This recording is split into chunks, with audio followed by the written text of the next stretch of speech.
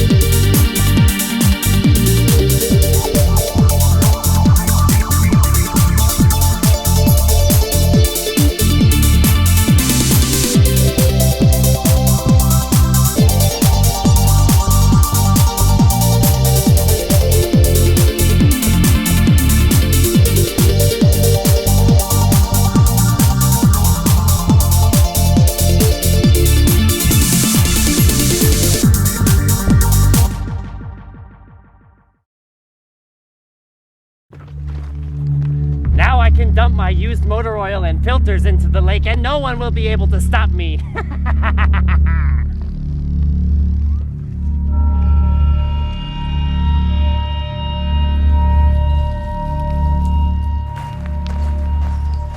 Look!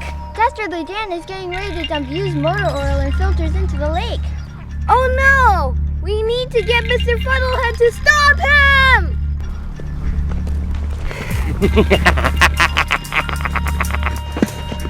Uh-oh, what have I done?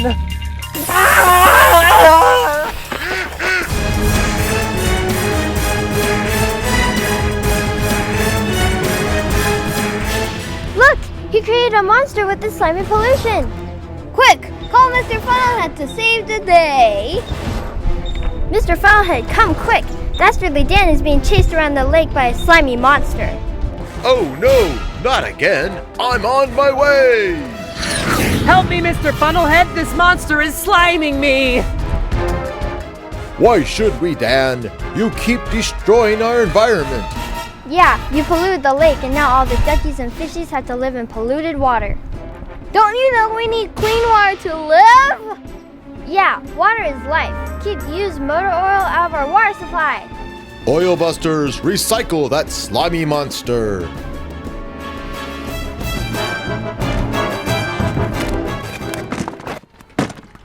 Yay! Thanks, Mr. Funnelhead and Oil Busters. I will never pollute again. Take care of our creeks, delta, and the bay. Recycle used motor oil and filters for a cleaner environment. Take your used motor oil and filters to a certified used oil recycling center. Call ahead for hours and amount accepted. If you have curbside used oil and filter recycling, contact your waste management company for more details.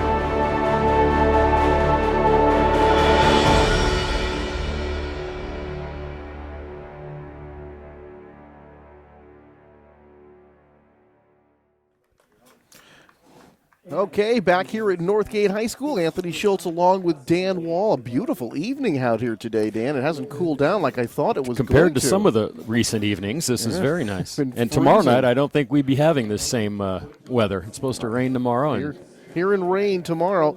So it's been a season for the ages for Clayton Valley. We talked about it a little bit in the open, Dan, and boy, Guillermo O'Hara, he's really got this team on the rise right now. And you know what? Let's meet the Clayton Valley Eagles. Isaac, Babyface Salcedo, 00 goalkeeper. Ronaldo Hernandez, number 1 goalkeeper. Pablo Hernandez, number 6 center mid. Pedro Hernandez, number 14 left winger. Miguel Hernandez, number 2 right winger. Dylan Goes, number 5 right back. Saul Gomez, 21 center back. Jesus Martinez, number 20 center forward. Ryan Bollander, number 9 left back. Peyton Rhodes, number 8 center mid. Hershon Tostov, number 13 midfield. Anthony Madem, number 11 left wing. Audi Solis, number 7 defensive mid. Anthony Vines, number 16 defense. Angel Solis, 24 defensive mid. Austin Ramirez, number 15 right back. Faisal Hakimi, 23 left back. Joseph Siddiqui, number 17 center back. Taylor Harriman, number 12 striker. Kellen Dresdo, number 18 center back. And for the Northgate Broncos, Dan, things actually looking a little bit better for them. We talked about a sporadic start and that slow start. I mean, take their first 3 games, loss, win, and a tie. And but they've turned it around. And now let's meet the Northgate Broncos. Michael Hathaway, number 8 defender. Jack Osborne, number 21 defender. Dean Lewis, number 13 forward. Zachary Lamb, number 1 goalkeeper. Jake Gaines, number 15 forward. Ryan Hathaway, number 10 center mid. Nick Giannini, number 11 center mid. Viraj Sharma, number 3 defender. Jordan Burks, number 9 defense. Lucas Rodriguez, number 14 forward. Ryan Rue, number 4 forward. Andres Garcia, number 6 midfielder. Kira Gergis, number 7 midfield. Evan Bowman, number 19 attacker. Dylan Burke, number 5 defender. Dante Marino, number 12 defender. Zach Lentz, number 1 goalie. Andrew Anella, number 16 defender. Joe Basagno, number 2 right back. Zephyr Brocklin, number 17 defender. Jonathan Louis, 20 midfield. German Acosta, 22 left back. Will Reuter, number 25 forward. Alex Delgadillo, number 26 midfielder.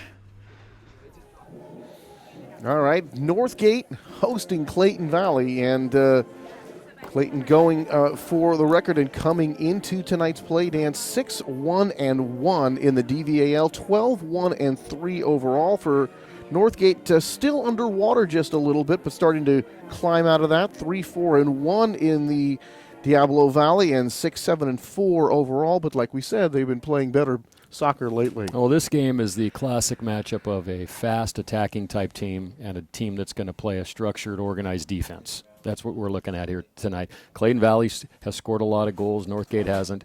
Clayton Valley, with 3 guys, you look at Solis up front, Hernandez and Martinez, the bulk of their goals. Pablo Hernandez has 5 goals, 12 points on the season, and Jesus Martinez, 8 goals and 16 points on the season. So what you're looking at is attacking, and of course for Northgate tonight they're going to play a 1-4-5, so they're going to drop a lot of guys back into a defensive shell and try to keep them from attacking and getting the ball inside. So it could be it's kind of like one or the other. You know, your style. What style do you like? You like the offensive style, you like the defensive style. Of course, in soccer sometimes an offensive style is a defensive style, so we'll see how that works itself out tonight.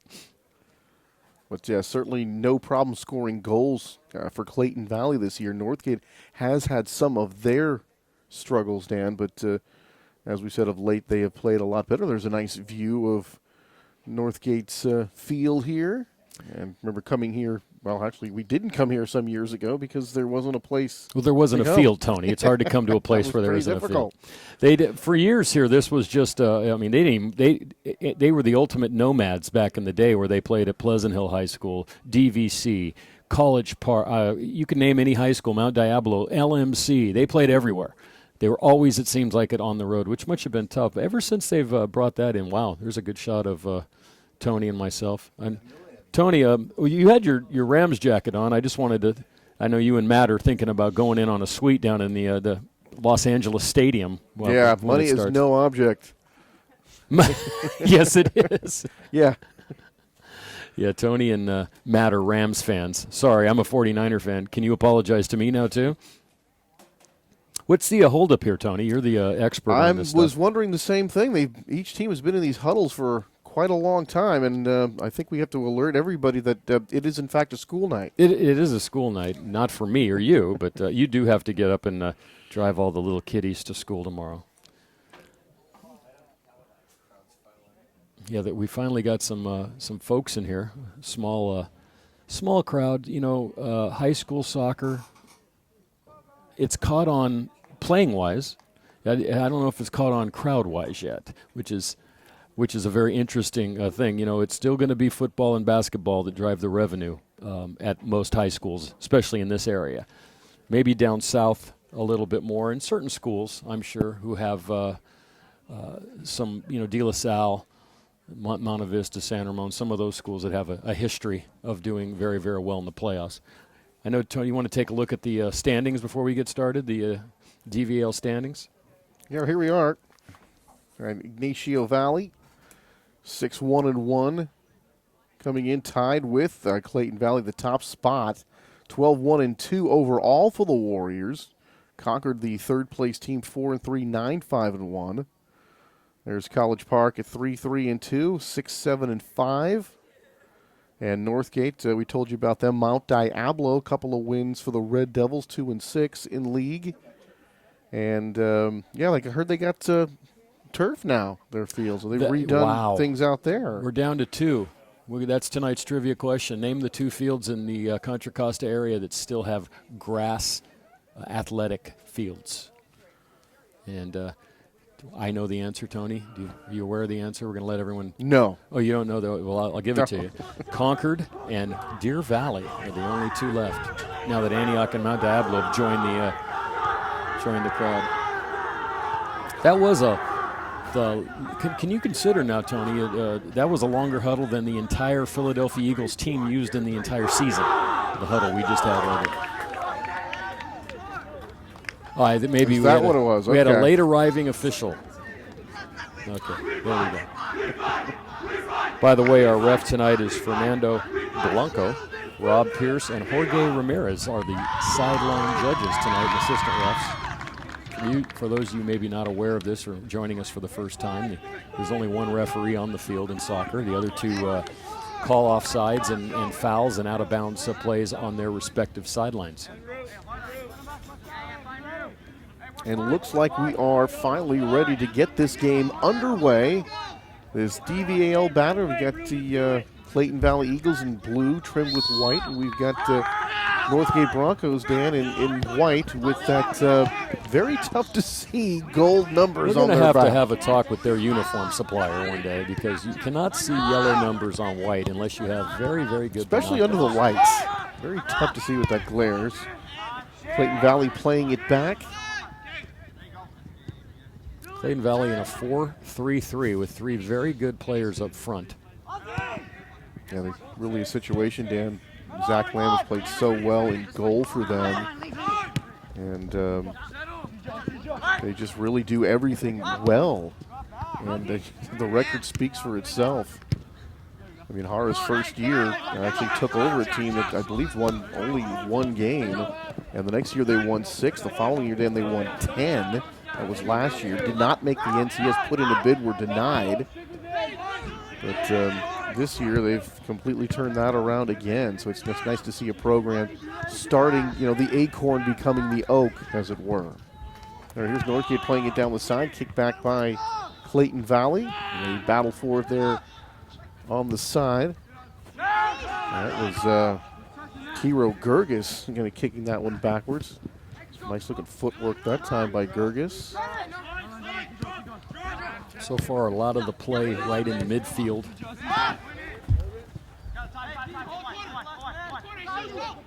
This Clayton actually with the black in that uniform. Actually, as I see it on the screen. It's basically earthquake colors. If you well, the Earthquakes, of course, also wear a red and white kind of accent, little throwback. Here's a chance. Oh, and that's going to be a goal. Wow. Count it. Number 14, Lucas Rodriguez, and just like that, Clayton Valley on the board. Pardon me, I got the wrong number here. Pedro Hernandez. You were looking at the wrong roster. I was looking at the wrong roster. That is Pedro Hernandez's 6th goal of the season, and that was just a nice, once he got the ball down low, he just made a nice little move and put it past the goalkeeper down there. Well, and you saw that Zach too, Lamb. He got the ball here on the near side, and it was a one-on-one situation that quickly. You don't see that very often.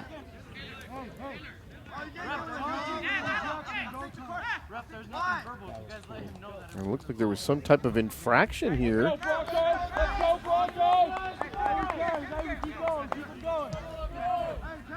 And unlike, as we noted this last year, Tony, unlike the international and professional game where you only get 3 substitutes a game, in high school soccer you can free-flowingly substitute when the ball is not in play. And that's why Hernandez with the yellow card is now on the bench, and Clayton Valley is brought. There's head coach Hara and his staff on the far sideline. Yeah, I was just saying the Earthquakes just today came out with a red and white uniform to go with their blue and black uniform. So they were using the colors that they had originally back in the 70s now for an alternate look. Clayton, that's pretty much what Clayton's wearing is the Earthquakes uniform with their logo. All right, here's Clayton back in the attack, taken away by the Broncos here. And here comes the Eagles again. It's been kicked over the midfield and headed back. And I was, on the website looking at some things, and Dan, they do in fact still call them the Ugly Eagles. I think it depends on who they're talking. The cheerleaders don't like to be called the Ugly Eagles, but I've heard that it's kind of a tradition. But also there are some people that say, no, we're just the Eagles. We don't like that. Clayton Valley is another team, too, who over the years have worn lots of different colors. Back in the old days, they were blue, red, and white, and they wear that. But then they've incorporated black into it in some of their teams. Pedro's going to come back in. Taylor Howerman, that's a very fine substitute. The guy comes off the bench. Does a lot of good work for Coach Hara's team. And one of those kind of guys that's a very good player, Dan, but has completely accepted that role and has really thrived in that situation. It's kind of one of those things where an embarrassment of riches, really, where just everything that you do is doing well. This one going to go out of bounds here on the near side, and sort of everybody you pick up, their role seems to fit perfectly, almost Golden State Warriors-like. Everything works out just spectacularly. That one's going to go out of bounds. It looks like it's going to be a Clayton Valley throw-in once they chase down the ball, and they do. Going to toss it in. It's going to be headed by Rahik toward the goal. Lambs goes up there and makes the snatch out of the air. So Zach Lamb kind of tagged with the goal against him earlier. If I remember right, Tony, last year when we did Northgate, Zach Lamb was he was a sophomore last year, and he was playing in an early game. It was like his first game or something when we were here. Like I said, I try to tell people there's not a lot of back files on soccer that you can go to and read. But I believe Lamb was early in his career, and they were saying that he had played very well. And now you can see he's filled out a little bit, gotten a little bigger. And I'm sure he'll have a great rest of this year and next year when he's a senior. Well, there was a nice run out there by the Broncos. Was quickly broken up by Clayton Valley. There goes Northgate trying to get the equalizer here. Here we go, out of the goal. And another chance here right in front of the goal. and then booted away. There's some good action right here for the Broncos. Just still trying to look for that shot, and there it is. That one's finally snagged out of the air. Yeah, Northgate had some nice possession on that one, Tony. They made that's the hard part about soccer is when you get close in like that to make those passes. It's easy to break up close in passes, but a lot of times it's a lot easier to go side to side and farther down. But that time they made 4 or 5 quick passes and almost got a shot. That was impressive. Well, they got one, and Salcedo was there to make the catch. He didn't have to move really far. And kind of an interesting situation with Clayton and their goal situation. Salcedo plays the first half, and then Ronnie Hernandez comes in and plays the second. And Coach Hara told me like he's our closer, and I asked him why the Does he have a beard? The two goalies system. Most closers have a beard. Does he have a beard? No, he does not have a beard. Does not tie it off or anything like that. Biker style. Biker style. Not too into that. But he just says, he didn't give any real specific reason why he does it other than to say that you got 2 good goalies that are playing a lot, and, if it's been working, so why change it? It would be nice if it was always that way, where it's and hopefully it means more. I mean, luckily they are winning, but sometimes it would be nice, even at this level, to let people play and not worry so much about wins and losses. But unfortunately, that's not the world we live in nowadays. All right, Broncos. Not that it might not apply to them. I'm just saying, even in high school nowadays, people treat the game like it's people are getting paid to play, and they're not. Oh, now that was a fantastic. A little bit of a push off there. Well, but it was the way he got. It's one you can get away with, and that was a great play right there. There's a guy that knows what he's doing in the backfield. Joseph Siddiqui, and sneaky Siddiqui on that one. Yeah, there you go. But also, too, Dan, I think you were saying, knowing what you can get away with. If you're subtle enough, you can get away with things. It's almost like positioning in a basketball game to play like that, where there's certain things you can do, especially down low, rebounding-wise. That play in soccer, sometimes they give you that. You can't trip a guy. You can't push a guy over, but just that little push and puts you into position to where you're not really taking the play away anymore. You know what I mean? If you take the play away from a guy, then you got to call a foul. Now, there is Ryan Bolander. And he's set to throw this one in. I swear to God, the last time I saw Ryan, it's like he was a little kid, and now he looks like a grown man. The last 2 times the Bolander kids were around, they were pecking around eating our pizza at a football game.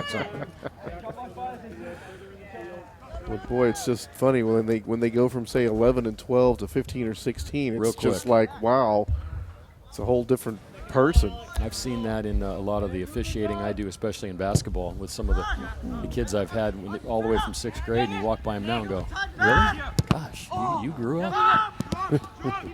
So it's a good thing, though, they have mom's looks, because if they looked anything like that, we'd be in big trouble. Oh, now that looked like a trip, and it was. That was going to be called, and they are going to get Elam Rahik there on that trip. So here comes Northgate quickly. They're taken away by Clayton Valley again. This one going ahead. We've got a 1-on-2 situation. Can they chase it down? It's going to be the Broncos. Nice play, Ranella going back. That's one of my favorite plays in soccer. I think it's one of the most exciting when you make that long wing pass. If that guy can get to that ball, that's some of the most exciting play, because he can bring it back across, and that cross play is really hard to defend. Usually guys are running, you're trying to keep up with them. If that ball's well placed, a lot of times that's where your headers come from that side. Well, that's why sometimes the corner kick can be exciting if it's executed properly. And the last couple of games we've seen, Dan, and this one, trying to center that one, and Clayton trying to keep it in, and they do, and this one's fired wide right. Well, Tony, when we were doing these games last winter, we were just talking about the fact that the Earthquakes were going to open up a Avaya Stadium.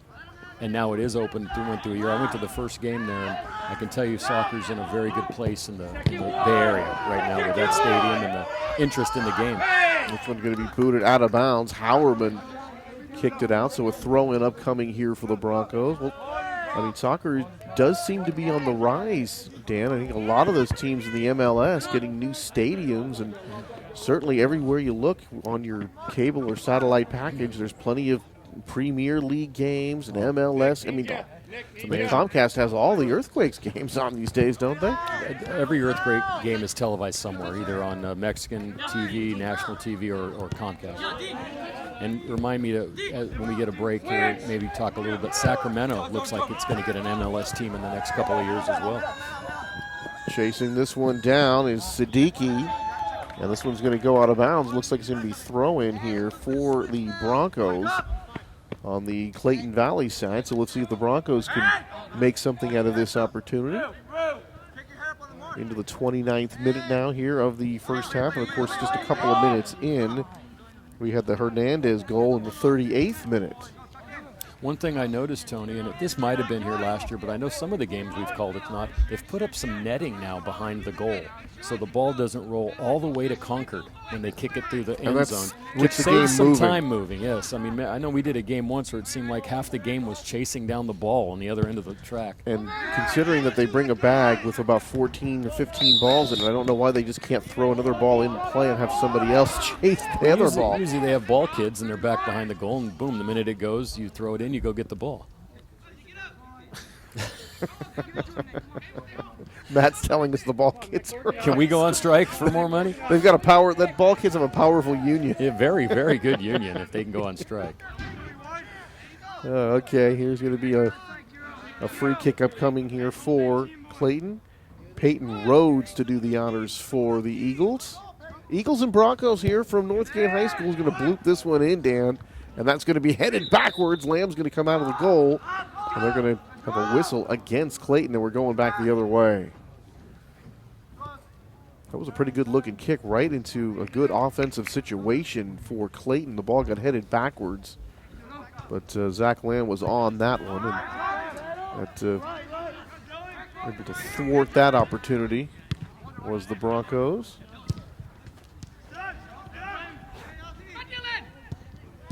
Here is Northgate on that far side, and just too many black shirts in front of the one white shirt that time. This one centered pretty nicely, though. Did have a player coming up to try to get it, was not able to get a foot or a head on the ball, and that looks like it is number 2, Joseph Bassano, who was down there. That was very close to being a good chance for Northgate, Dan. This one's going to go out of bounds. Last touch by, I believe, the Broncos, and the Clayton Valley will throw it in. And there's Ron Carter, our cameraman down there. Ron looks like he just got done duck hunting. And, of course, that reminds me when I see anyone down there of our good friend Joey, who used to do sideline for us when we did sports, and some of his colorful outfits. Joey Acuna, as the late Steve Sanchez once said when he wore a particularly colorful banana-looking outfit, if we could just find him a coffin. It was a very funny night there when he was in Pittsburgh. So Guillermo O'Hara in his third year, Dan.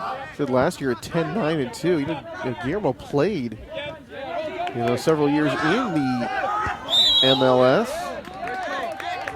The Galaxy with the Mutiny, the Tampa Bay Mutiny. Remember that way back when? Or the Colorado Rapids? The Tampa Bay Mutiny are no longer, but Miami is getting, I don't know if it's been officially announced yet, but in Miami, it looks like David Beckham is going to bring an expansion franchise to the Miami area in the MLS. But Orlando joined very successfully last year, selling out virtually every game in the old Citrus Bowl down there in Orlando. Wow. They reconfigured it to 40,000 seats. They were drawing 40,000 a game. Oh, that's a lot. And then Atlanta and LA is getting another, they're going to replace the Chivas team. Will Ferrell is the owner of that team. Interesting. And amazingly enough, they're going to build what they're doing is they're tearing down the old sports arena, which is right in front of the Coliseum, and they're going to build the soccer stadium right on top of that area. So instead of tearing down, they're still going to keep the football stadium up for USC and obviously your Rams for 3 years before they move out to Inglewood, but there will be soccer right there in downtown Los Angeles now to go along with the Galaxy. Sports definitely on the rise after so many years of saying it was, and here's a chance for Clayton Valley. They're trying to center that one, knocked away momentarily. Chased down again here by Howerman, who's trying to keep this alive against 2 defenders. This one's going to go out of bounds. It's going to turn it back over to the Broncos. But it looked like Howerman had a chance, Dan. But 2 defenders right in front of him. He was not able to get that crossing pass or that centering pass in front of the goal. Well, good speed on defense that time. You have to get back on that. If you let that guy get ahead, that's the problem. If he gets ahead of you and he can make that crossing pass, big trouble. And they had Hernandez trailing. That was Pedro. There's lots of Hernandezes on the Clayton Valley roster. We have to be careful with that.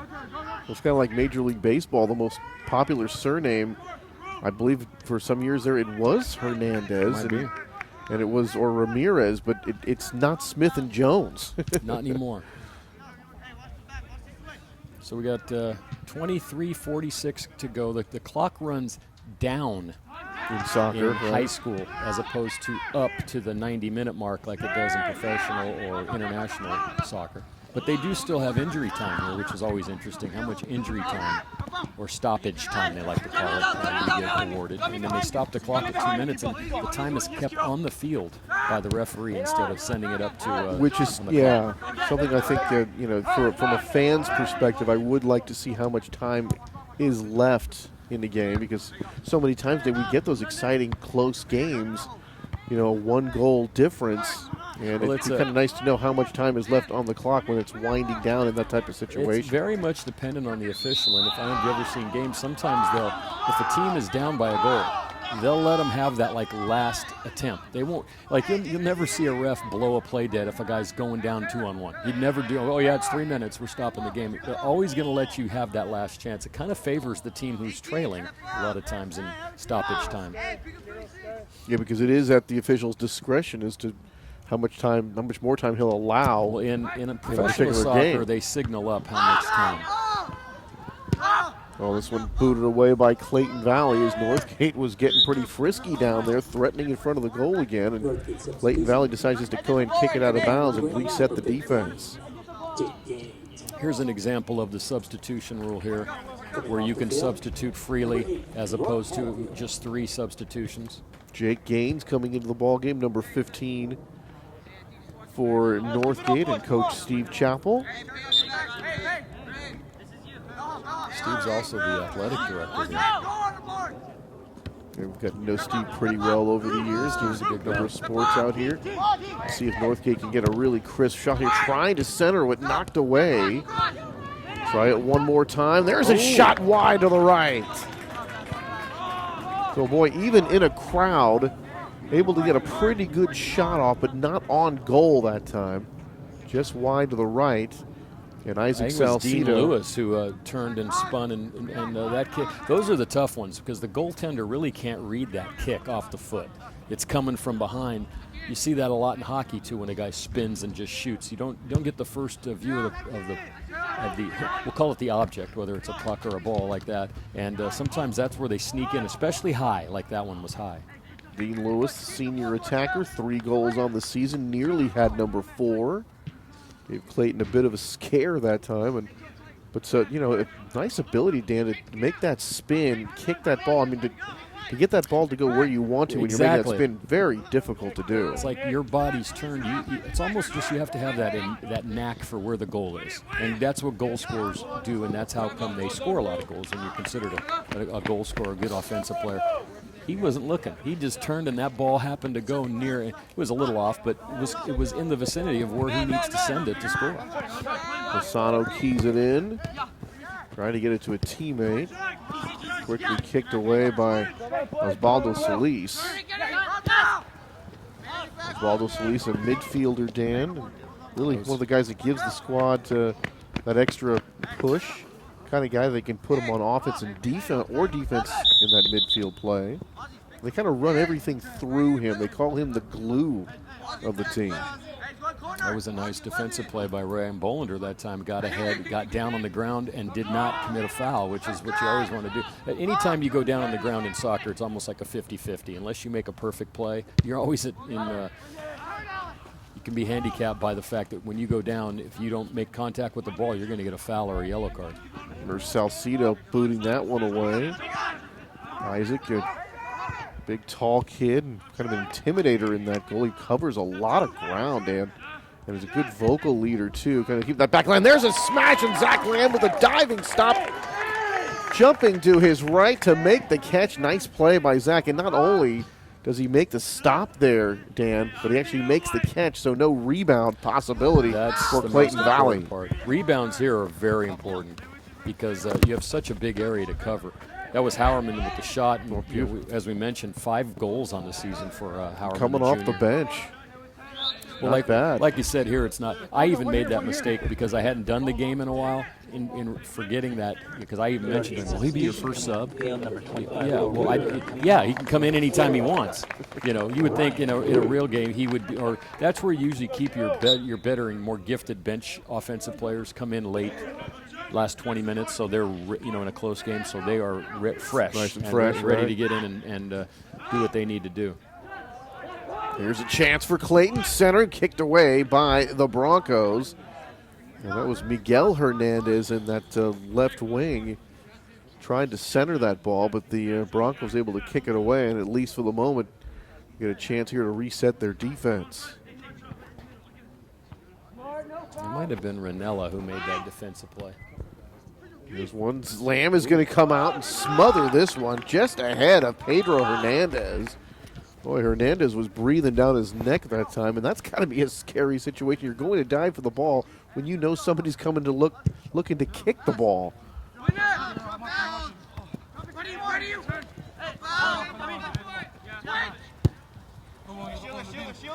Yeah, this one down the right side. Joust forward here to a couple of players. This one is going to ricochet and go out of bounds. And they're trying to call for a corner kick for the Broncos, and the officials say no. Oh, it went off of. It looked like it went off of a Bronco, yeah. right? But I could hear down there some of the fans going corner kick, as if it went off of one of the Clayton Valley players. And of course, it would have been a corner kick if it had done so. If it had done so. Right? Salcido gives it a nice boot. Kid's got a good leg. Put the Clayton Valley right into an offensive position. Here's a chance and booted away at the last second by the Broncos. Trying to see who did that nice defensive play from Northgate, because it looked like Pedro Hernandez, number 14, was right there, and he may have had a play on that ball. The one thing they haven't really been able to do because of the speed of Clayton Valley is they're getting back and getting the balls clear, but they're sending them out of bounds, which means Clayton Valley retains possession. So we'll see how long that maintains. That went off in Northgate. The one thing about soccer as far as those possessions, Dan, I mean, the possessions turn so many times. When they're in a good offensive position, you just want to go ahead and kick that ball away.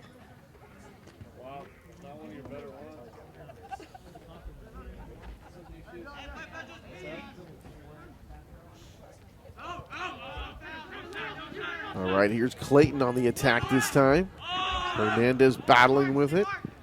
Kept alive here by the Eagles. Tapped over the side. And now we're going to have a whistle here. And this is going to go back over to the Broncos. And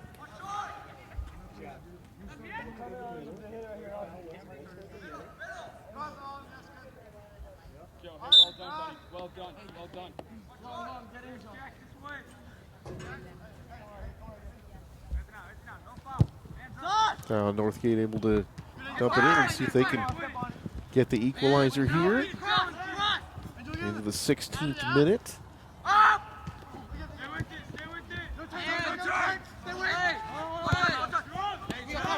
Here, duck the side. Nice turn, trying to run up the field. Good looking play there. Yeah, that was Miguel Hernandez, number 2. And this one's going to come out, and Lamb coming out, gets it. Quick outlet pass the other way with some room on that far side. And that was Jake Gaines, number 15. This one's going to go out of bounds. And we saw all of a sudden Lamb getting that ball and very quickly getting the outlet pass and able to get to one of his field players, Dan, with some room in front of him. This one's going to go out of bounds again. Yeah, Miguel is Pedro's brother. Not all of the Hernandezes are from the same family, but those two are related. UCLA amongst the suitors for him.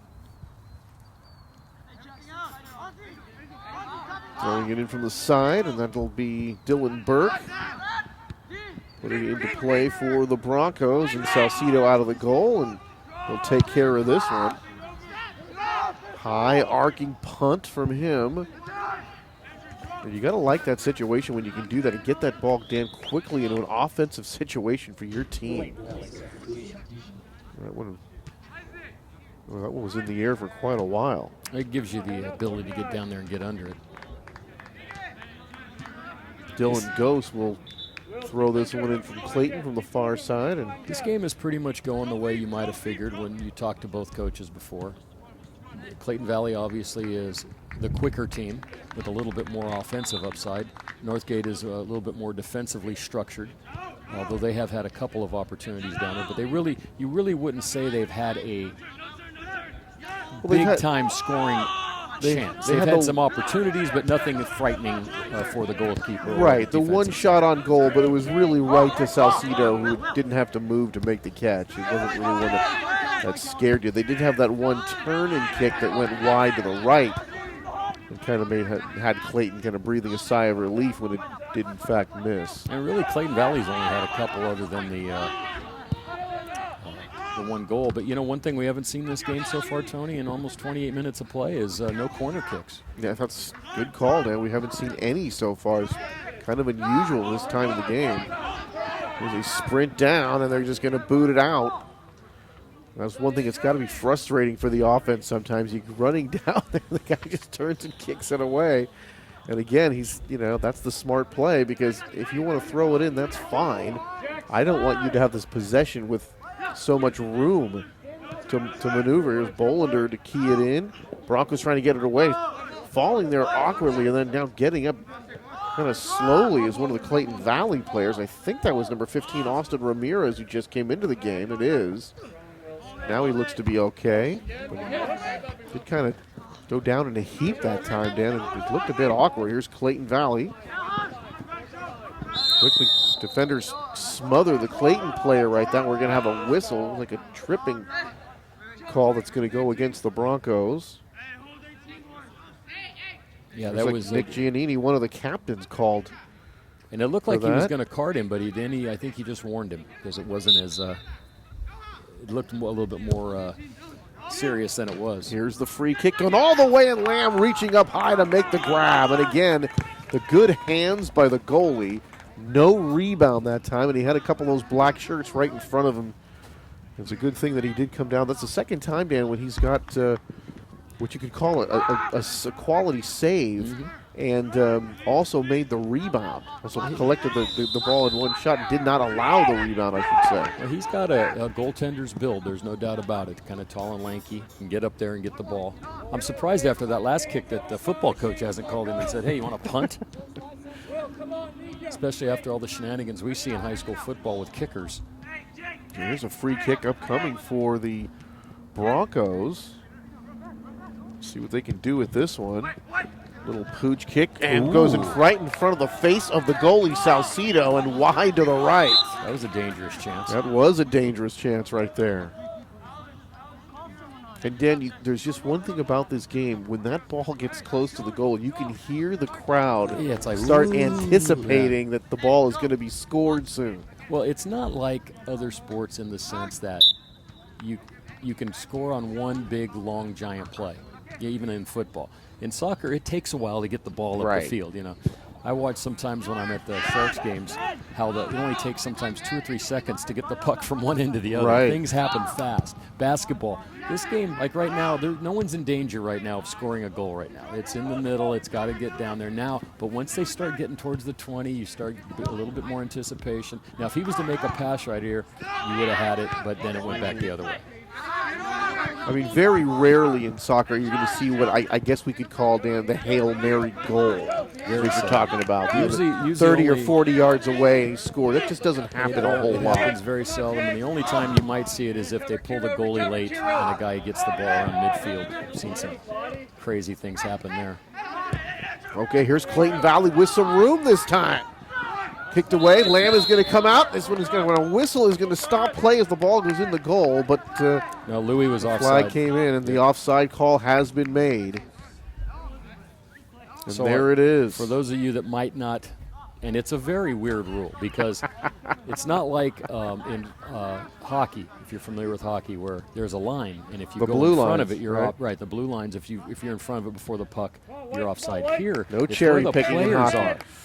And the same here, basically. It also has something to do with when the ball is being played when to the ball the player is that's played forward. to the player that's forward, like Louis. Louis can't be in front of a defender. And that's why he was offside. If he goes after and then receives the pass, then he's onside. Well, and then what you'll see is some of those smart defenders that go back there, Dan, and right before the ball's played, they'll run right up past that last that most forward offensive player and make him offside. But that again is like one of those things too, leaving the fight in the hands of the judges. You're leaving that in the hands of the linesman if he's going to call offside, because some of them won't. They won't penalize a team for the defense basically saying I'm giving up and letting you go offside. They have things like offside traps and but I've actually seen refs who are like, nah, I ain't calling that offside. He was onside when the pass left. And from a fan's perspective, good. Well, I don't think they should have. We got an Jesus Martinez went down. Oh, I'm sorry. I was reading off that wasn't Louis on that play that was offside. It was Martinez. I was also reading off the wrong roster. I apologize. Yeah, we got to get that colored paper going. I think that might be the next step. I got to talk to the wife.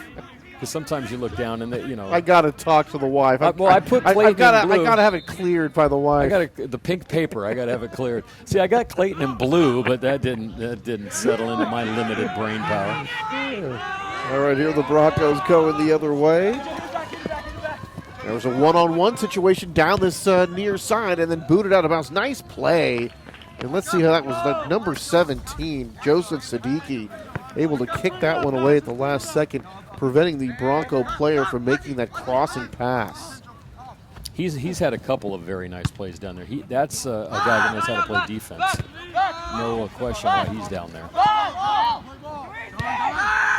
Broncos. Oh, he's over to the side. This one's going to get away. Going over to that near sideline for number 13, Dean Lewis. But Dean unable to play it, and the ball goes out of bounds. One of the big things, obviously, in soccer, scoring goals. A lot of people like to see teams score more goals. But tonight, you have a team that now has 30, Clayton Valley, against a team that's only scored 14 on the season. So definitely a team with some offensive talent, playing a team that's is looking for some more offense, sure, to enliven its attack. Pretty looking kick right there. But one of the things you have going, with the Broncos right now, Dan, is they've got the injury bug is certainly hit. I mean, 3 all-league players not with the team now, not playing. Ryan Hathaway out for the season. He was a returning leading scorer from a year ago and a captain. You lose 10-plus goals with him. Michael Hathaway, one of the best players in the league, he's out with a concussion. Adrian Ortiz Jr., 2-time all-league player, out with knee surgery. I mean, you're struggling to score, and the guys that you're missing are your best scorers. And here's one kicked away at the last moment again. And look, 3 black shirts down there, including Anthony Madem, the captain. And that looked like a really good opportunity. And number 21, that is Jack Osborne. Not to be confused with Ozzy's son. I was waiting for you on that one, Dan. But that was a good-looking chance. And another situation, Dan, just kick that ball out of bounds and reset your defense. That's it. This is what we were talking about when the ball goes out of play. There's a delay. Now here's our first corner kick of the night. These are always exciting. First of the evening coming to Clayton Valley here in the 6th minute of this first half. Corner kick for Clayton. This one doesn't go up high and is quickly booted over the back this way toward the Bronco bench. And now we're going to have bodies collide.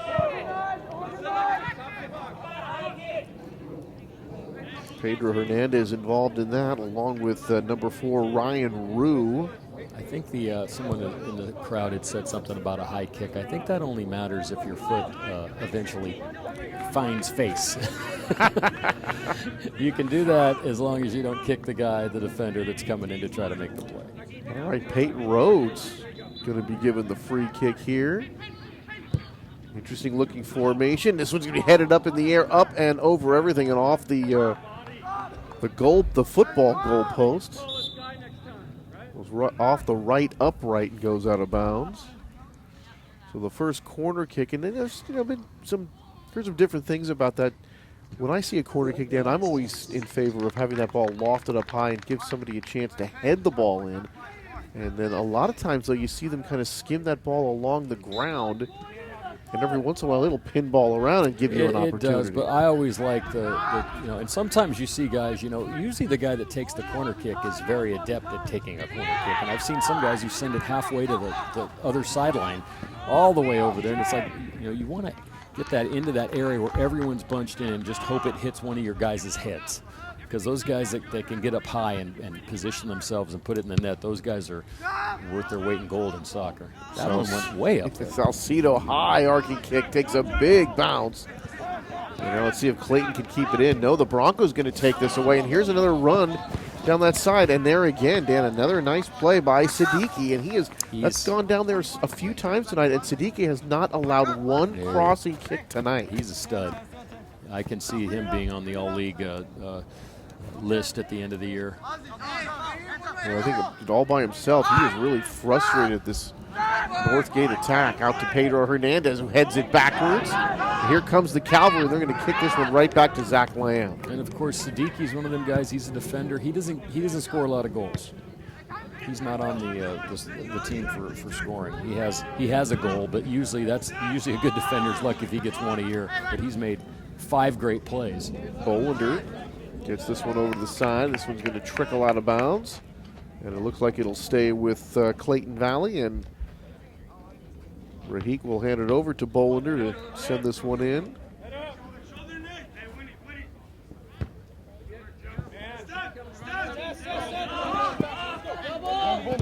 Bolander trying to shield off the Bronco player to get himself some room. Yeah, Tony, it would be real nice if the rest of the game was played right here. Uh-oh, don't like that. And there's Rahik hitting the ground.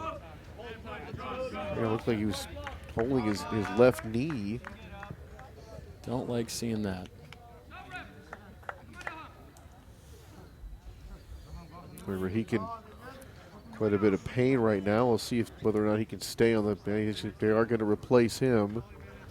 So Rahik needs a little time to collect himself. Clayton Valley substitution.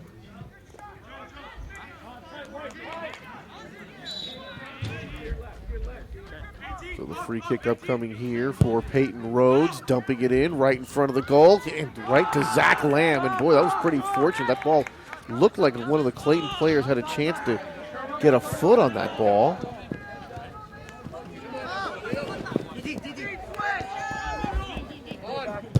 They joust for it here near midfield. Oh, a nice dump over to the side here. Racing it is Solis.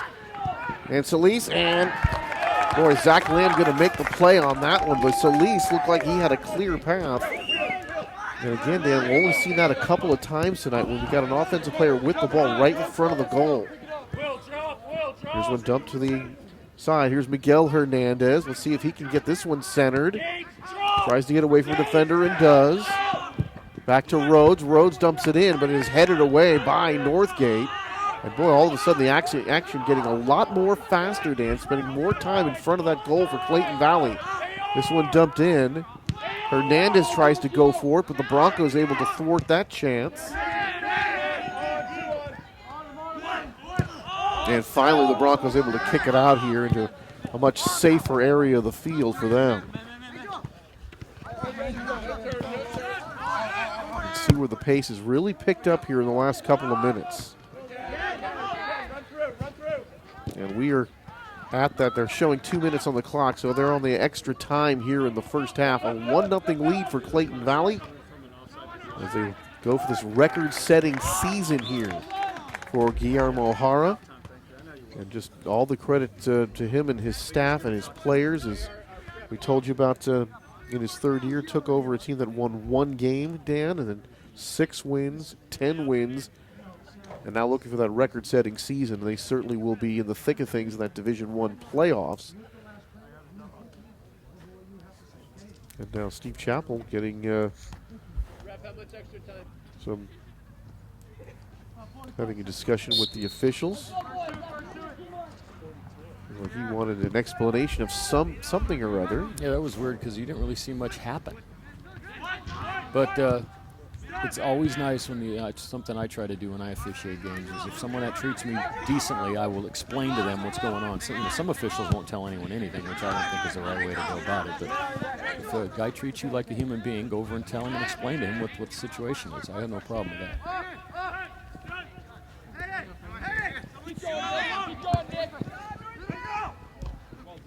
Good looking footwork right there, and there's the whistle, and that will be the end of the first half. 1 goal in the first half. Pedro Hernandez got that one early on, just in the 38th minute. And some other chances after that, but after one half of play here from Northgate High School, it's Clayton Valley 1 and the Broncos nothing.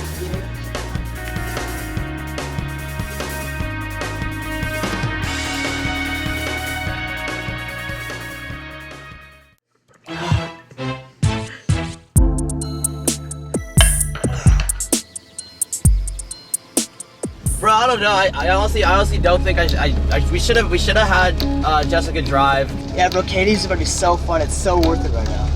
I'm really in the movie right now, dude. This is awesome. Oh god, everything's so moving so fast. Stop sign. Hello. I think we're fine. Oh, okay.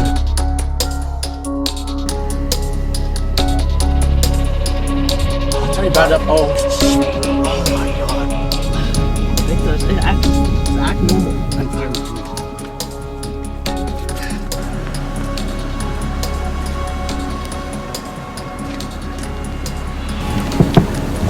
How you guys doing?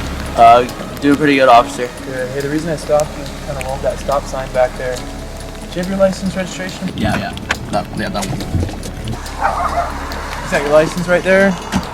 In your hand? Oh yeah. If I could grab that from you real quick. And Nick, is it? Yeah, Nick. Nick, how much have you had to drink tonight? I haven't had anything to drink. Nothing to drink at all? How about you over there? Did you drink something? Nah, I haven't drinking anything. Because I'm smelling alcohol coming from the car. Is there a reason for that? I haven't had any. Nothing at all? Go ahead and come on out. We'll do some field sobriety tests, and we'll find out where you're at. Okay? Turn right here for me. See where my light is? Right here for me. Look where my light is. All right, yeah. See? Right here. Okay. Go ahead whenever you're ready. All right.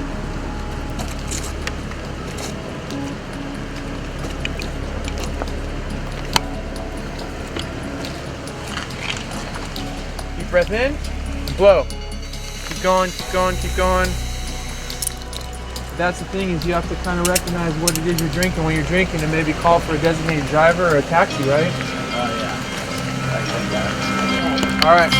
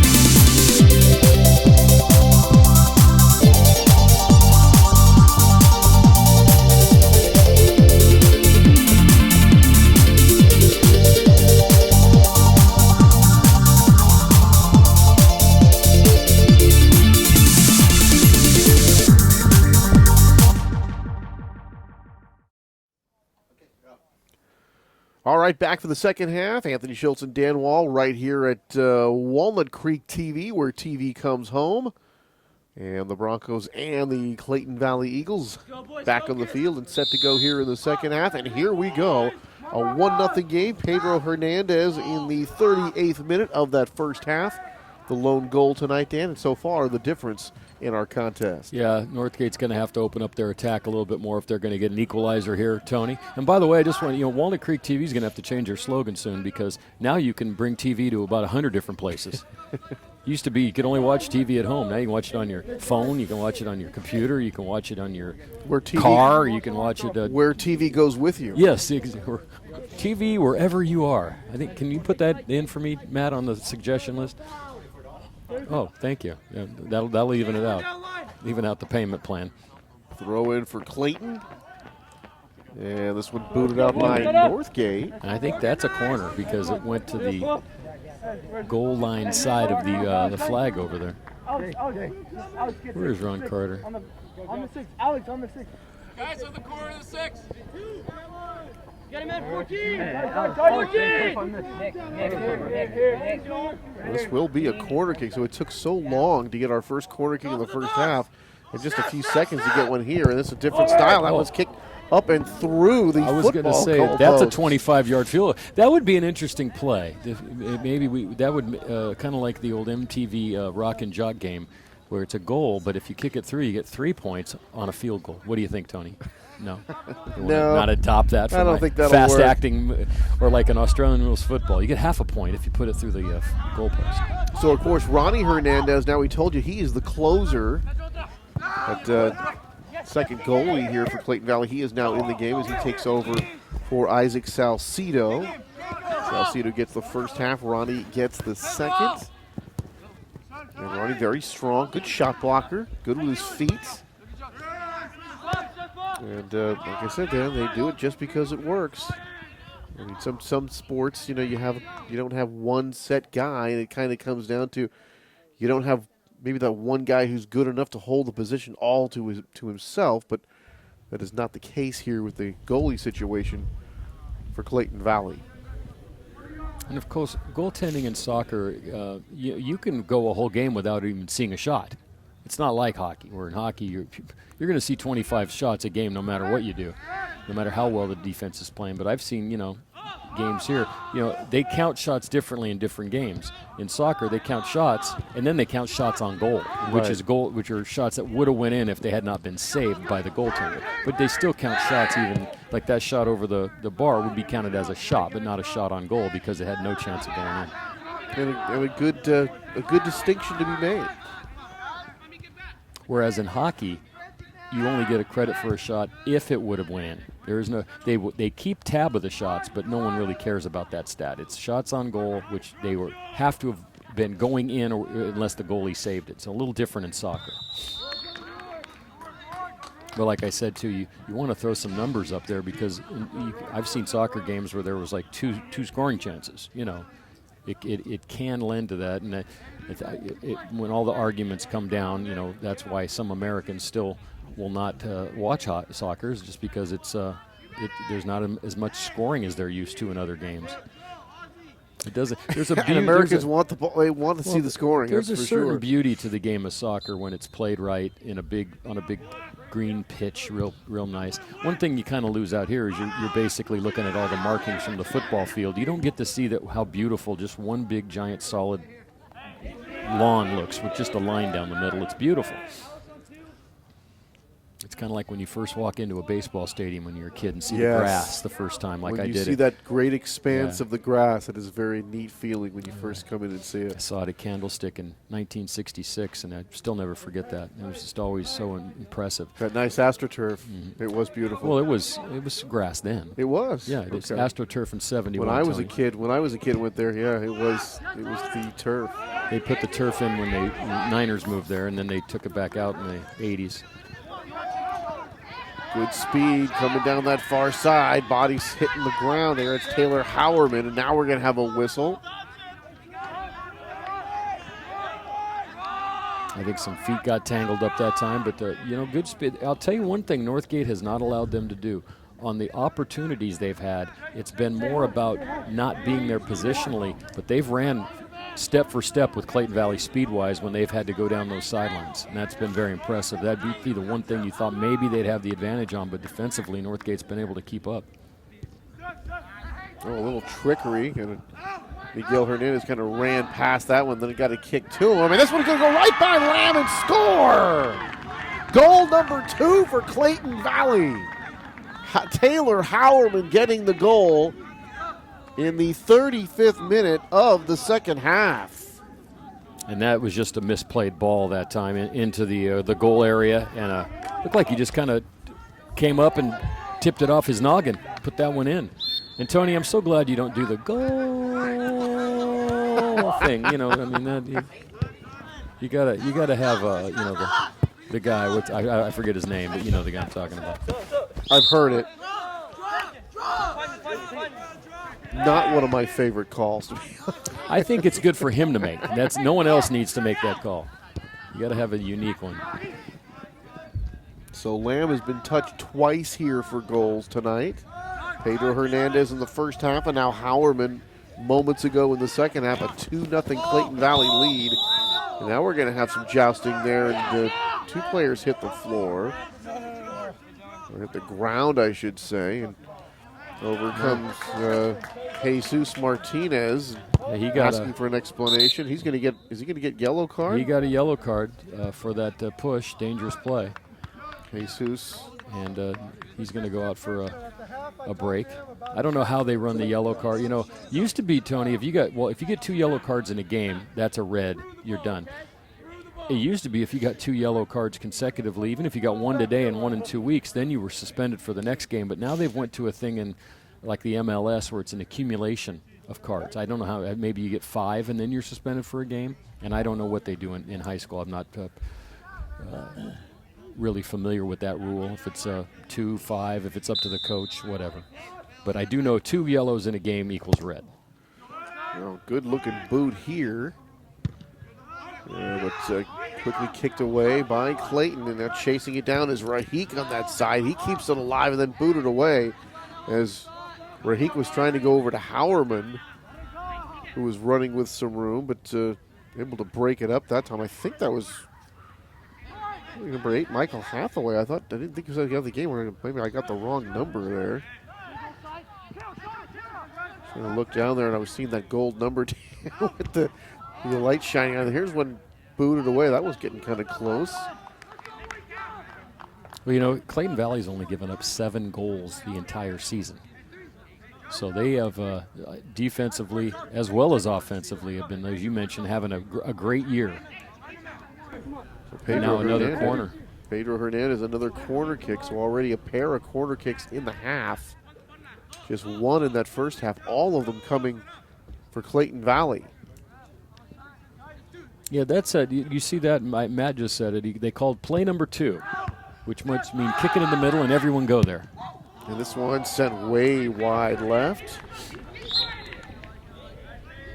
By the way, you haven't mentioned this yet, but in a couple weeks we're going to have Clayton Valley and Breen Christian in a big soccer battle.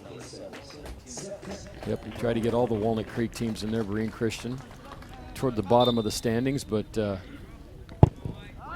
sure they'll offer up some good competition for Clayton. That's towards the end of the season, though, so we have a little bit better feel of who's going to be included in the playoffs. There's another, that play right there. You know, Steve Gitkowski. These guys. Who's the other guy that missed the big field goal? Who's the guy that missed the one that would have won the game? Walsh for Minnesota? Yeah, that's the guy.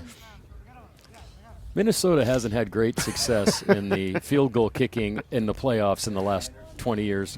Well, you know, the thing about Walsh's miss, Blair Walsh's miss, Dan, it was a wild card game.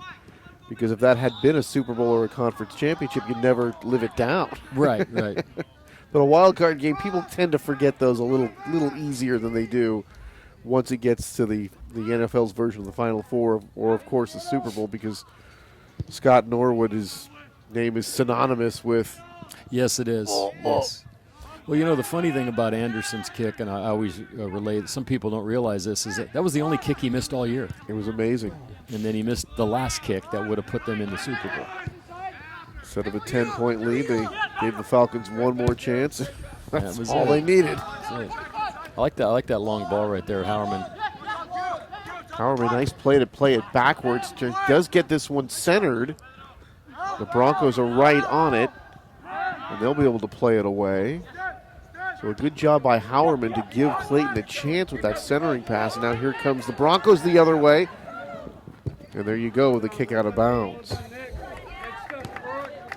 The way that Clayton Valley guy reacted, it looked like he was trying to hit a target in the stands and want a free soda. I don't know if you saw him, but he was watching, then he jumped up and down like there was something, I got something for doing that. But we've talked about it a couple times tonight, Dan. It's just such an effective play. I mean, you want to thwart the offense's opportunity. That's a really good way to do it. Let your defense collect themselves again. Why give up that fast break? Well, it's and because there's not really any structure around the field, in ice hockey, if you do that, you get a penalty. Especially if it's in your offensive zone, and it's kind of weird out here. You can just do it endlessly, and that's another thing that people kind of look at and say, well, maybe we should, penalize people for doing that. Here's a chance. Lamb comes out and takes it away. Good-looking play from Zach Lamb. Well, Northgate was lackadaisical getting back to that loose ball, and Clayton's speed that time, they just came up and took it away and almost got a chance.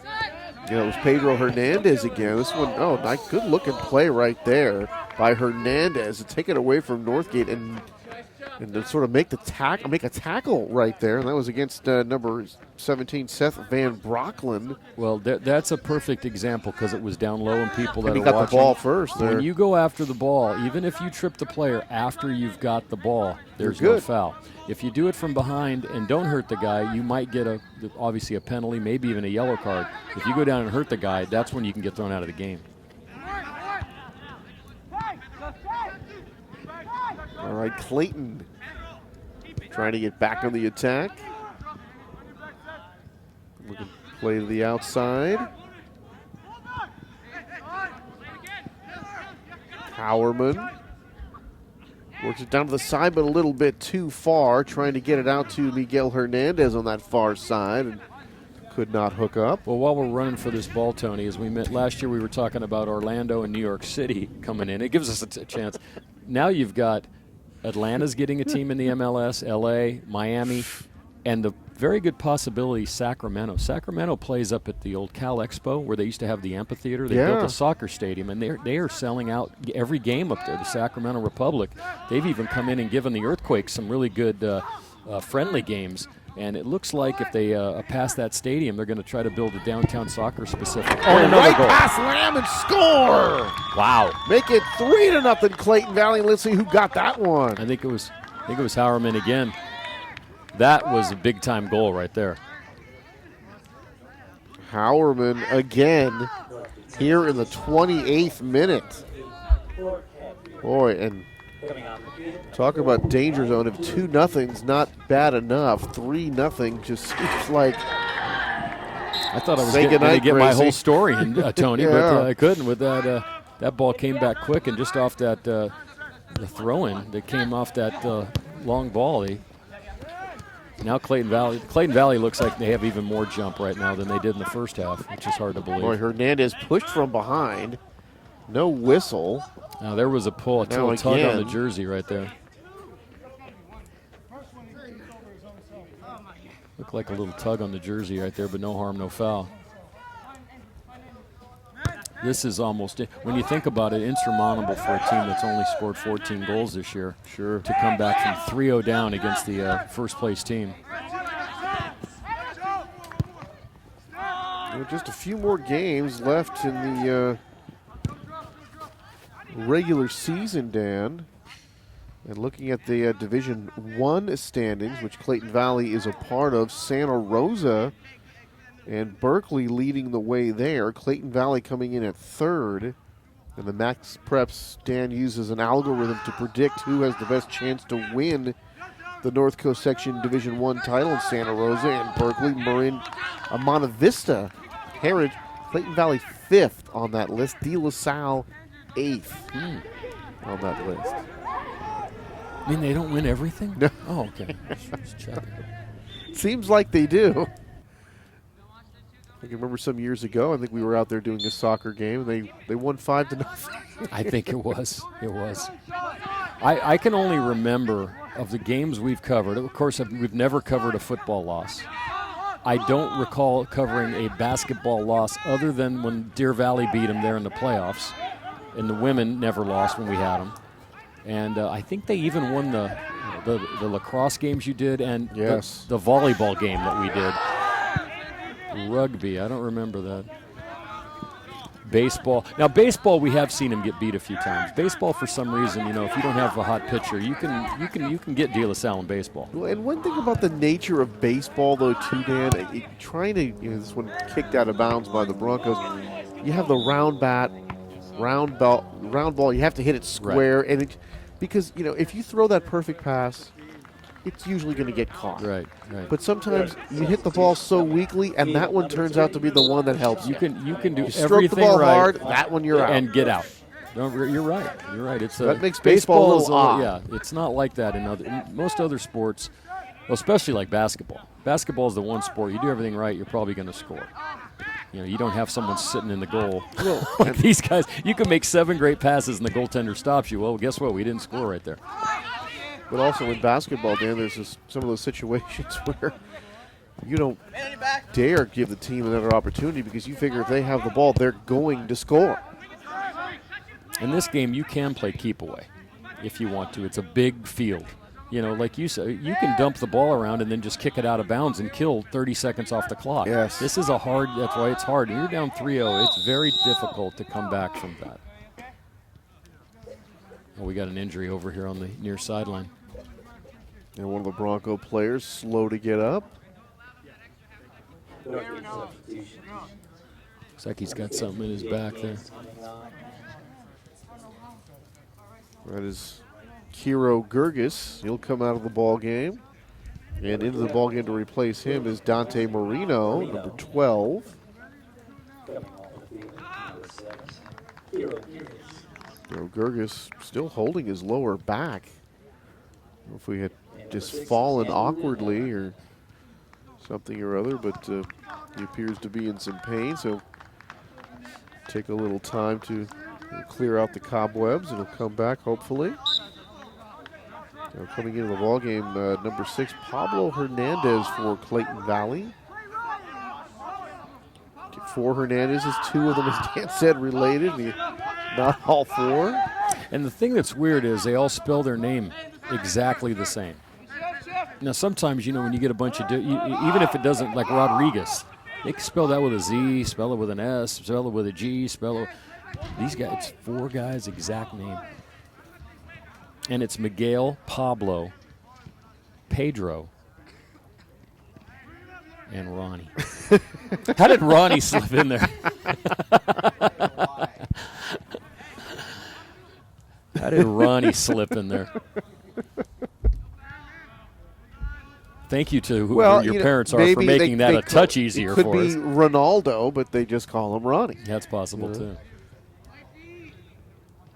That's kind of funny. All right, let's see if the Broncos can get on the board here with a chance, but kicked away quickly by Clayton Valley. That time they had a Bronco player bearing down on the ball right in front of the goal. But a nice play there by Clayton Valley. Spares Ronnie Hernandez the need to make a save in goal. Here's a good look at Ronnie in that powder blue shirt. And, of course, the goaltenders always wear a different color. Sometimes you can't tell which team they're on. Right. Sometimes, it's like, so we got a blue team and a white team, and he's wearing pink. What is that he's all wearing about? lime green. And lime. It's always kind of a fancy. I guess maybe so the players can see him a little bit better.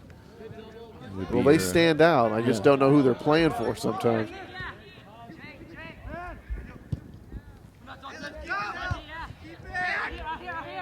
And now approaching the 21st minute. This one booted way up high. Wow. This is going to go over everything.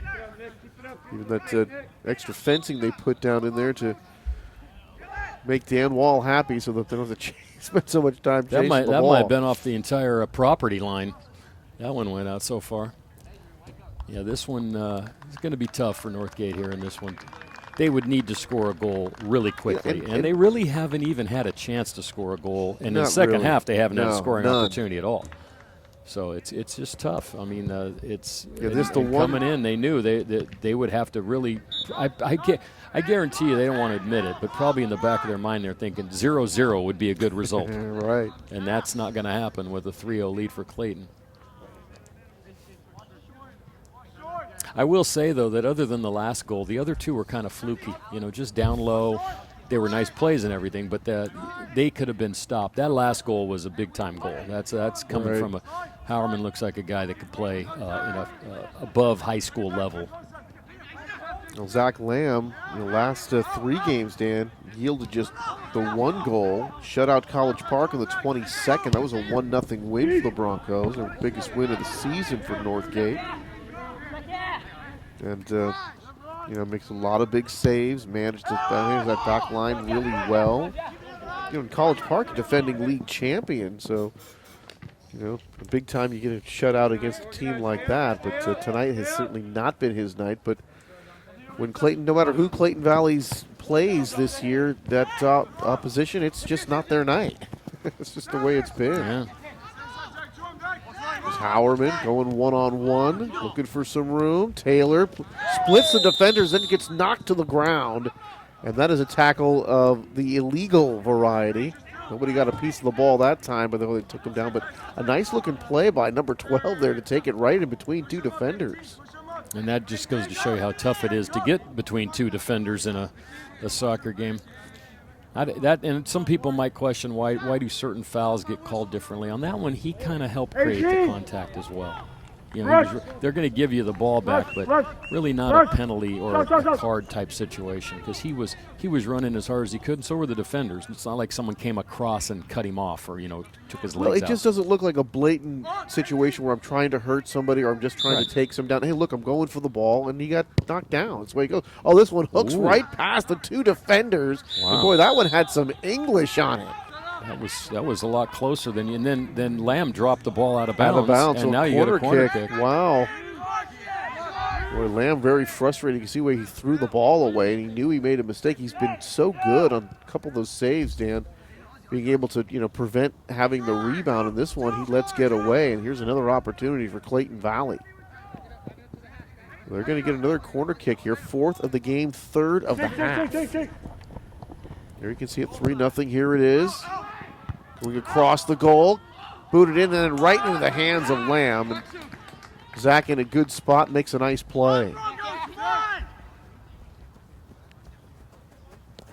That was a nice cross into the zone that time for Clayton. And you saw the header, but the header actually came back to a player, and that player, when he kicked it, he bounced it off the turf and it came up high. That's where you want to keep it really low on a big goaltender. Make him have to go down to the ground. Number 13, Ivan Stepenko. Coming off the field, number 13, Dean Lewis. And number 4, Ryan Rue. There are some interesting names, though, now, Tony, that we have to deal with.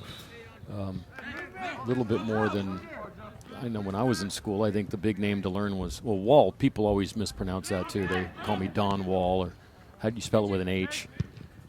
Where do you guys come up with this stuff? I don't understand it. People mispronounce Wall? Wall, Don Wool. Really? Dan Wall. But then again, you got Brett Favre. You can never pronounce that right. Yeah, but when you spell it that way, it just, I know. You can see why people could mess that one up. I think Brett Favre should be fined every day that he keeps making us call him Favre when his name is Favre. Here's Bollinger to toss it in for Clayton Valley. Clayton Valley in complete command here tonight. Just a 1-0 lead after the first half, but a couple of Howerman goals here in the second half, and they're really, you got to say, they're really putting it on Northgate right now. And as you said, Dan, just not many chances for Northgate. Really just the one shot on goal that I can remember, and that was one that Isaac Salcido played, with relative ease. So they really have not threatened very much here tonight.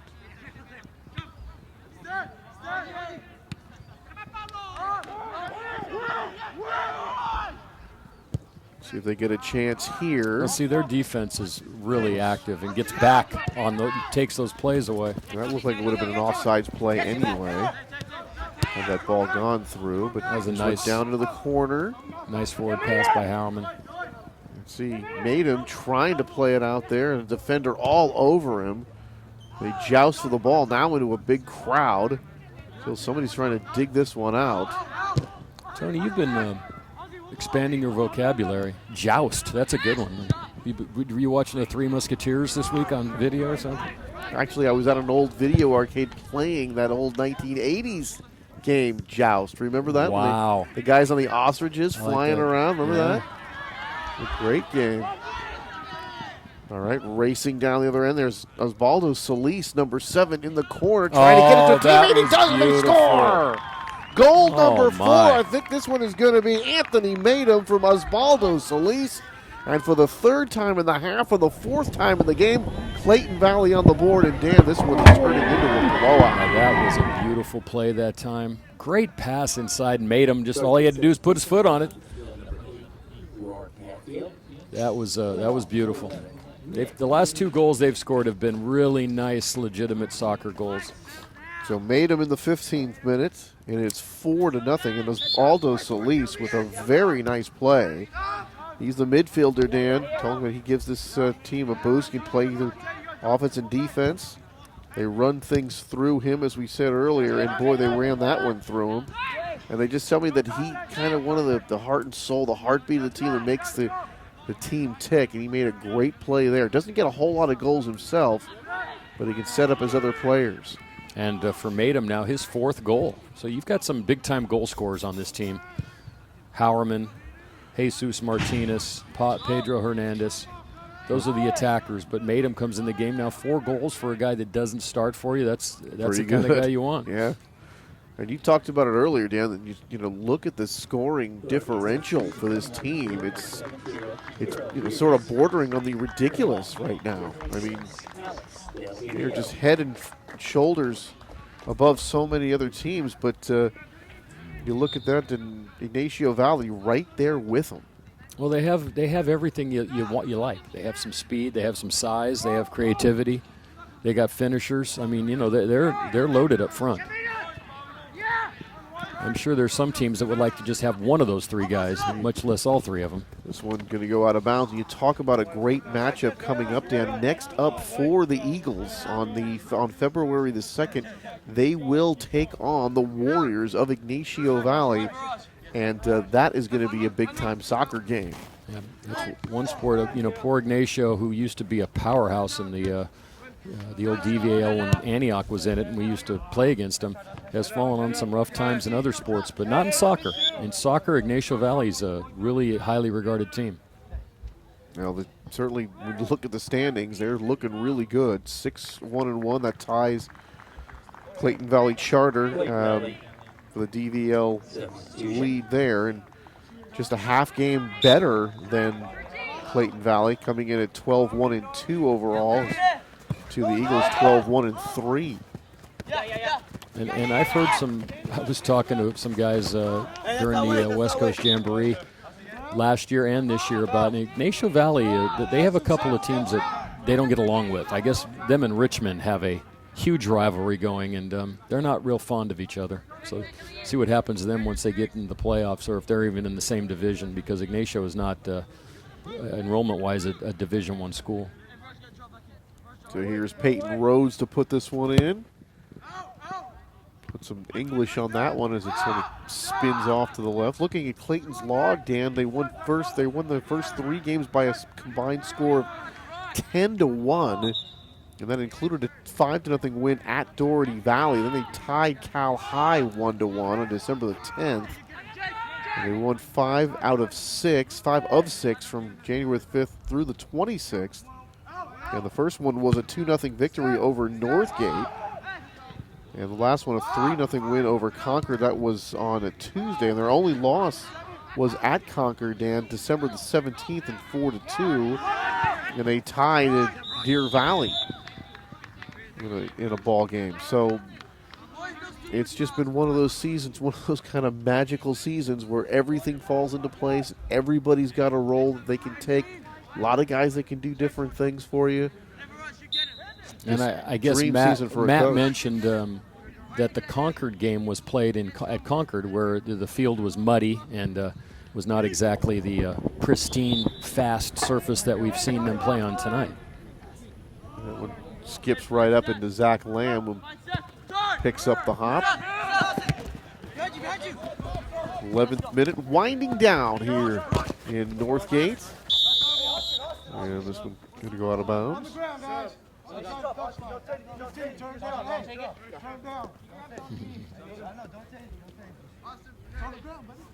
I like that. The ref walked over to a guy who was just being a little bit frisky, and he said, there's another word I heard you brought into the booth tonight.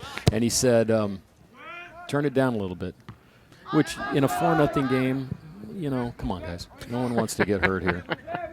But frisky, that's another one. Frisky, sneaky, and what was my other one that you brought in? Joust.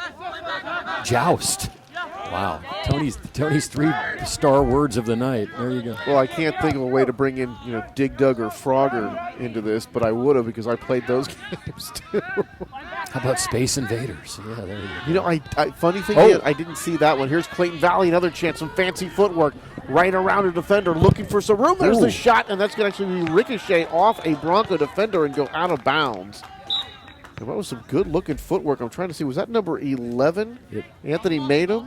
Was it Madem again? It's they don't have the. You got to wait for him to turn around. There it was Anthony Madem. One of the big defenders for Northgate was there the whole time and made a nice defensive play. But I tell you, Dan, when you see that good-looking footwork in a one-on-one situation like that with room, you're just anticipating a shot on goal at that point. Well, Tony, it's amazing that one of the greatest goals ever scored in soccer history I saw, and it was in San Jose in 1979 or 80, I believe. Wow. George Best, who was a classic player from England, played for the Earthquakes, and you can go online and watch this play. He dribbles through the entire Fort Lauderdale, back the old Fort Lauderdale Strikers, through the entire defense and scores a goal. It was him against 10. And anyone who saw that game or that goal will never forget it. I just happened to be there that night and saw it. Well, I don't know if it was a 30 for 30 movie, Dan, or one of those type of sports documentary shows. This one goes over the end line. That's going to be a corner kick for the Broncos, Dan, and I think that's their first one of the game. And they're going to go with this little slide play, dumped in and headed away by Clayton Valley. They went quick instead of waiting and setting up that the corner. Out of bounds. But one of these documentaries, it was about the old New York team when things were starting to get rolling in the 70s. Oh, the Cosmos, yeah. The Cosmos, and Pele was on the team, and they had another superstar player. And, boy, for a while, Dan, there was this big excitement around soccer. And I can remember them talking about when I was a kid, this is the next big thing, this is what's going to happen. And remember, Dan, when we were kids, Dan, youth soccer was already huge. They were playing. There was many people playing youth soccer. When I was a kid, youth soccer hadn't. You're only a couple years older than me. Yeah, but I'm just saying, youth soccer hadn't really started when I was a youth. It was coming. It was in the middle when I was still playing Little League, and my mom was involved with the team and doing things with the team in the league. She was telling me at the time there were more kids playing youth soccer than playing Little League baseball. You can believe that. Well, I can believe that now, unfortunately. The whole baseball amateur thing versus soccer versus basketball, it's changed so much since we were kids. It's really amazing. I mean, the Antioch, if you can believe this, Antioch out in, they closed down their Babe Ruth league. Wow. They didn't have enough kids. And unbelievable. I played in that league back in the 70s, so to see something that you were a part of and was very happening back in that day to go away. But it's all went to travel baseball. And soccer is much in the same way. I mean, I talk to these guys. I know Matt's probably dealt with it because he's a parent who has kids playing soccer. Guys who are like, yeah, well, the wife's with the kids, and they're playing in Burlingame. They're playing soccer, and my other kid's on the road playing in Manteca playing baseball, and then I got the one kid here playing basketball, and then my other two are in Sacramento. I'm like, how? What? I used to have it in our day. It was tough. I played at Rademacher up by Park Junior High, and my brother played on the field above us. You know.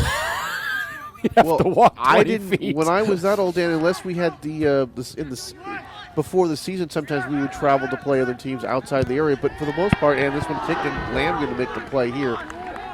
I didn't play at any field that I couldn't ride my bike to. Well, that's what I'm saying. I think the first time I traveled to play a game, well, I played YMCA, and we played at DVC. I think that was probably the first, but I never played outside of this county until I was in high school, I believe. But it's all changed now, Tony. It's kind of. Well, as a matter of fact, when I was in Babe Ruth, we traveled here to Antioch at one point. We played on those fields. Right up the street from the fairgrounds. Antioch Legends, right? Right around the corner from Hazel's. Yes, and, those are the ones that. Past Auto Center But the funny Drive. thing is, for anyone who read the paper, Contra Costa Times this past week, is they have a new owner, a new operator who's putting in turf fields, cleaning up the whole complex, and is going to bring in some amateur and some travel, and also then try to reestablish the Babe Ruth League in a year or two. That would be fantastic. So finally, I think they might have someone with some vision, but that's what you need nowadays to keep these amateur sports going. It's a shame to see, the kids. You just think that would always be a continuous thing forever. It's baseball. Yeah, it's well, like I said, it's all went to travel now. You don't even see it that much with Little League anymore. When we were playing, you played Little League, you played Babe Ruth, you went to high school and played in high school. Now you can play in 2 travel teams, and there's 6 other different leagues, Cal Ripken and all that kind of stuff. And I'm sure in soccer they have similar type of operations where there's different travel teams, club teams. You can. Hell, I bet some of these guys might play on a team together down the road somewhere. You never know. Right. And soccer is just one of those things, Dan, where, they just play all year around. Well, look at the Earthquakes already in camp. They started camp on Monday. They just had the championship game on December 2nd.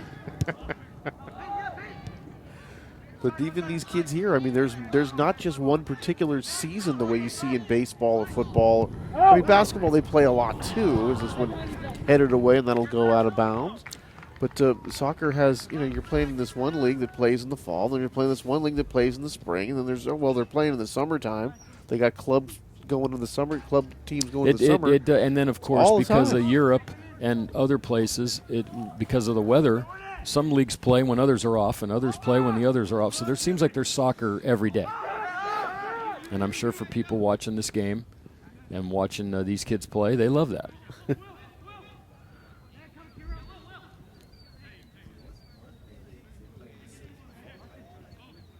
They do. Dan, Matt's mentioning to me the North Bay League's playing in the fall. Right. Well, I think why that didn't – you know what happened, though? That back in the good old days when we didn't have these kind of fields, the football teams would not let the soccer teams go on and tear up the fields early in their season. That's why they put it in the winter. Now that you have these fields, you could legitimately play soccer during the fall when the weather's a little bit better, because I'm sure these guys have had a few games this year that were either really cold or really wet. And I did see in Antioch I believe it's Hillcrest Avenue, when you're coming off Hillcrest getting onto the 4, and then they changed the whole the whole situation. They used to get on going the one way and have to kind of wrap around, but you can see where there's an indoor soccer facility coming in there. And Dan, when I watched indoor soccer when they had the old California Cougars way back when. Really? Talk about fast. That was way back when. I worked for the San Jose Earthquakes in 1981. That's way back when. There's some way back when. But the California Cougars, which did not take off at all, I think, They're in Turlock now, playing out of an indoor soccer facility in some league that has 900 teams. But I had a chance to meet the gentleman, his name escapes me now, as this one played back to Harani Hernandez, who will make the play. His name escapes me now, but I had a chance to meet the guy who was doing the play-by-play for the California Cougars. And I got a chance to see some of the game. Comcast Sportsnet, I think, played some of it. Incredibly fast, exciting game. And yet they couldn't draw flies. Oh, no. It's a difficult thing. That league, if you ever follow, outdoor soccer's lost a lot of teams, but indoor soccer, the list of teams would amaze you. People that have had indoor soccer teams, indoor soccer leagues. There's an entirely different league where they're playing now. Some teams have survived every change, too, like the Baltimore Blast. They're still around. They were back in the The MISL in the 70s, they've changed. They've all changed. It's an amazing thing. Something you really can't get into here. But by the way, Tony, we're inside of 2 minutes. So almost over, 4-0 in favor of Clayton Valley. Go over the scoring summary in just a moment. But it's really been a big second half for Clayton Valley, and they are going to get themselves another win here. And remember, February the 2nd, Eagles and the Warriors for the supremacy in the DVAL, and this one is over. A final score of 4-0. Here is that scoring summary. Pedro Hernandez in the 38th minute of the first half. Taylor Howerman came back in the second half. 35th minute, he got the goal, made it 2-0 at that point. Howerman again in the 28th minute to make it 3-0, and then to the 15th minute on a great play that we saw Solis to Matum for goal number 4, and that wraps up the scoring. That wraps up the game. And no surprises there. Pedro Hernandez, his 6th goal. Howerman, his 6th and 7th goals. Matum, his 4th goal. So the big players had big nights. And also should be mentioning Osvaldo Solis, who had a hand in a number of those goals with his possession skills down low. So interesting game, Tony, for a while. The second half belonged to Clayton Valley.